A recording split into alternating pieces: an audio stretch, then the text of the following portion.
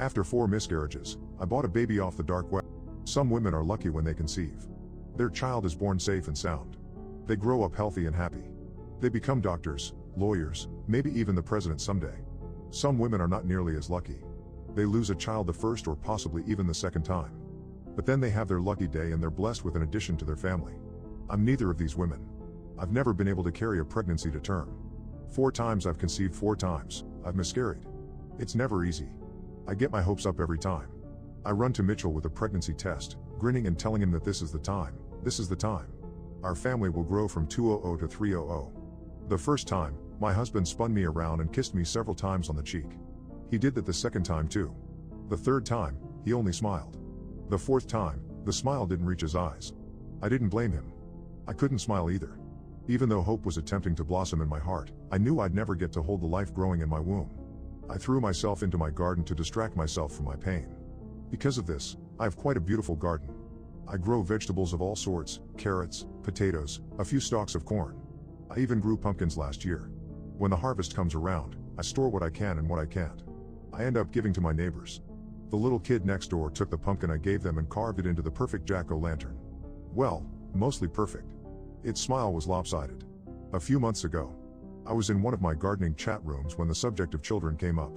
My heart ached as I brought up what me and my husband had gone through, and everyone was so comforting.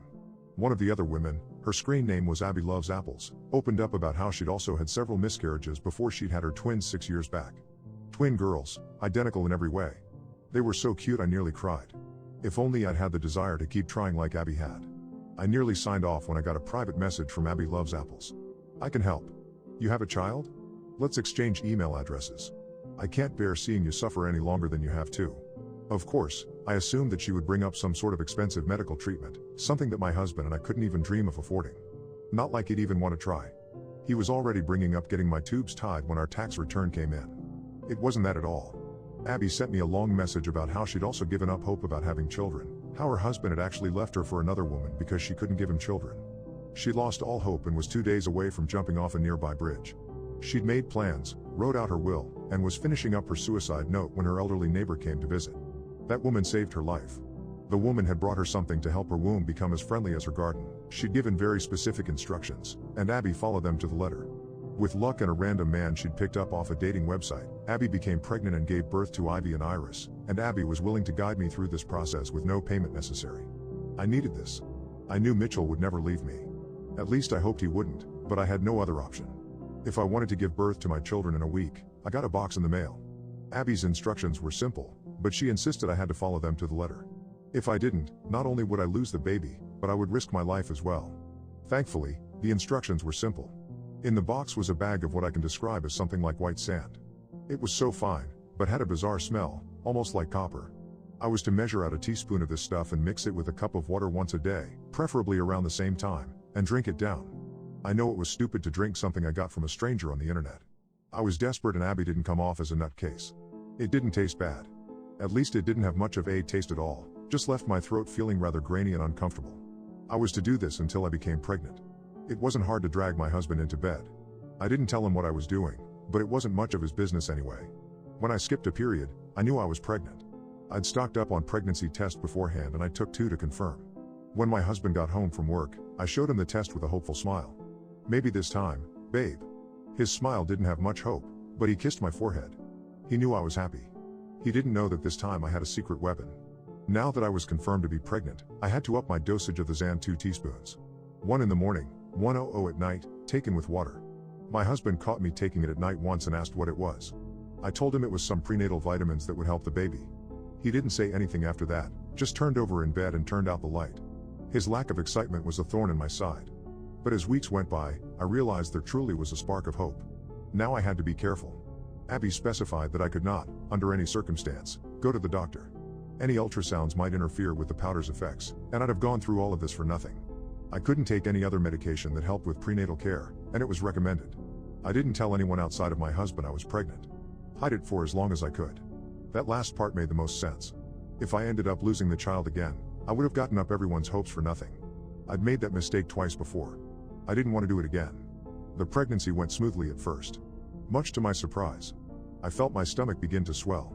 I started wearing baggier shirts, Just to be sure no one asked too many questions, my husband would carefully phrase questions about how my pregnancy was going to see if I'd lost the baby yet and just hadn't told him. I didn't expect anything to be wrong until I woke up and I was in the worst pain of my life. My tired brain initially thought I was on my period until I remembered I was pregnant. Then I realized I was losing the baby. I stumbled into the bathroom, shutting the door behind me and twisting the lock. My heart sunk. I was losing the baby again. I went over and over in my mind. What had I done wrong that I missed a dose? That I accidentally taken too much or too little?